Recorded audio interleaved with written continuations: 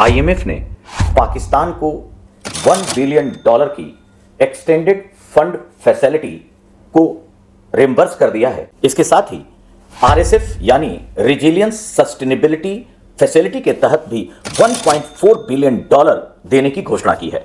अर्थात कुल मिलाकर $2.4 बिलियन पैकेज पाकिस्तान को आईएमएफ द्वारा दिए जाने की स्वीकृति हो गई है। खासकर जब भारत और पाकिस्तान के बीच युद्ध जैसे हालात थे, यद्यपि आज सीज फायर हो गया, लेकिन जब और भारत ने पूरा प्रयास किया कि आईएमएफ इस फंड को पाकिस्तान को न दे, क्योंकि भारत का पक्ष बड़ा स्पष्ट है कि इस पैसे का इस्तेमाल वो आतंकी गतिविधियों के संचालन में करता है, जिसका सबसे बड़ा शिकार भारत है। भारत ने जब वोटिंग हो रही थी तो इससे एब्सटेंड होने का निर्णय लिया। याद रखिए, आईएमएफ की जब एग्जीक्यूटिव बोर्ड की मीटिंग होती है तो उसमें या तो आप यस वोट दे सकते हैं या एब्सटेंड हो सकते हैं, नो नहीं होता।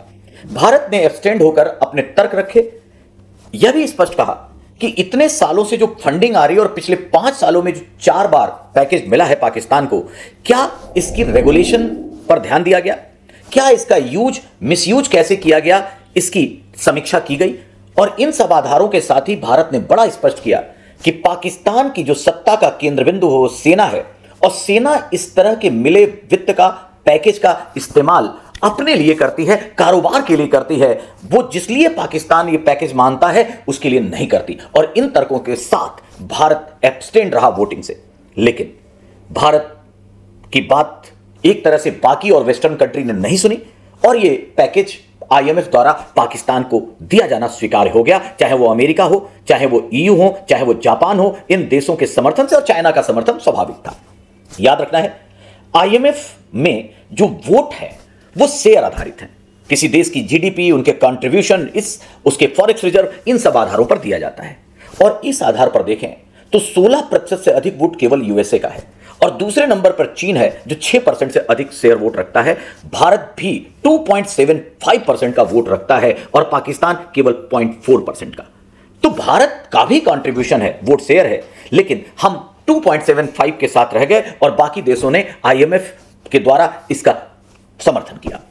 अब एक पक्ष उठता है, ये जो एक्सटेंडेड फंड फैसिलिटी है, हम भारतीयों को इसका झटका भी लगा और एक तरह से कुछ जगहों पर यह भी आने लगा कि क्या भारतीय कूटनीति फेल हो गई?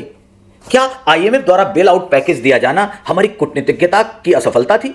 तो सबसे पहले यह जानिए, यह जो ईईएफ था यह अचानक नहीं दिया गया, यह 2025 में पहली बार नहीं आया।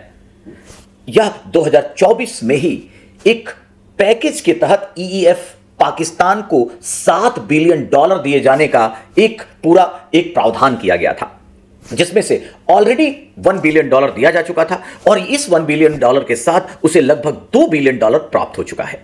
और जो रेजिलियंस सस्टेनेबिलिटी फैसिलिटी है, उसके तहत जो पैसा है वो तुरंत रिएम्बर्स नहीं होगा, और जैसा कि उसका नाम है सस्टेनेबिलिटी रेजिलियंस, उसमें वो क्लाइमेट चेंज के लिए, उसमें वह अपनी सस्टेनेबल डेवलपमेंट के लिए ही पैसे खर्च करेगा।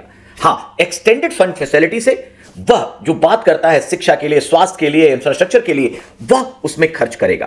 तो पहली चीज हमें बड़ा संवेदनशीलता से समझना चाहिए कि ये जो पैकेज है वो 25 में, जब ये वार लाइक सिचुएशन है, इसी समय नहीं आया, बल्कि ये पहले का आधार बेस था जो 2023-24 से चला आ रहा था। 24 की समीक्षा के बाद यह स्वीकारा गया कि पाकिस्तान की फाइनेंशियल स्टेबिलिटी के लिए आईएमएफ ये पैसा देता है और देगा।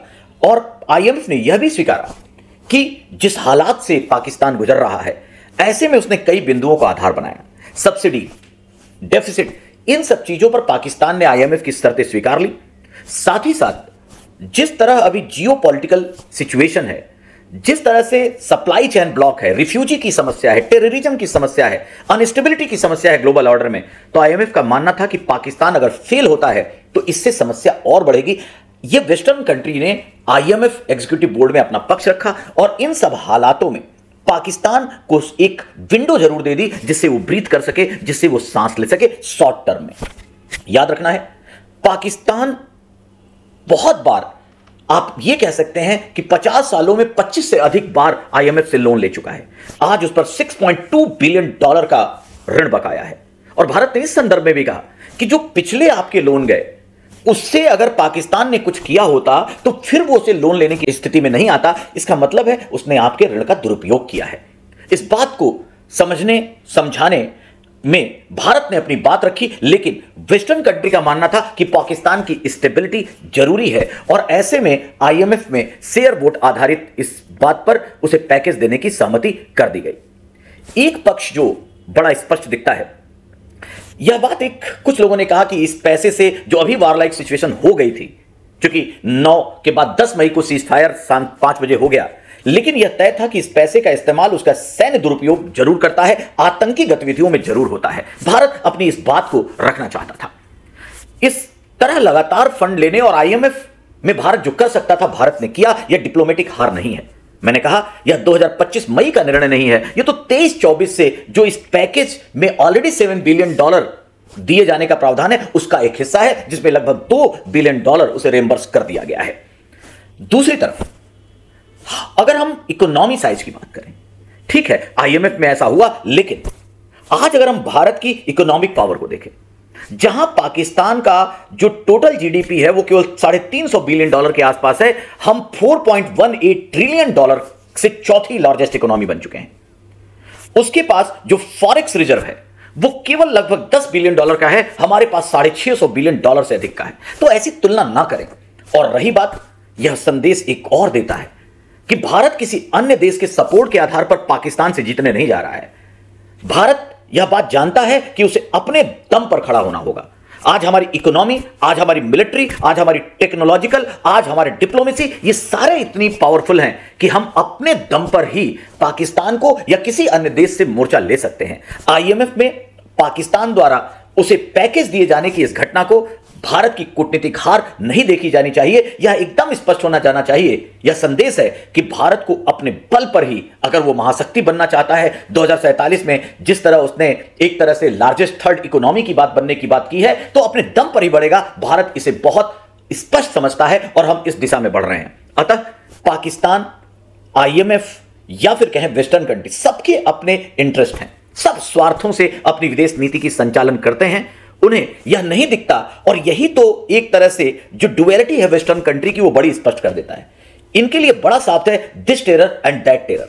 उनके लिए आतंकी आतंकी है, लेकिन भारत में जो आतंक फैला रहे हैं उसको वो उस नजरिए से पनिश नहीं करते। इसी को हिपोक्रेसी कहते हैं, इसी को हिपोक्रेसी कहते हैं। और ऐसे में अपने दम पर खड़ा होना, अपने सामर्थ्य को मजबूत करते रहना बहुत ज्यादा जरूरी है। भारत को यह सीख जरूर मिली है।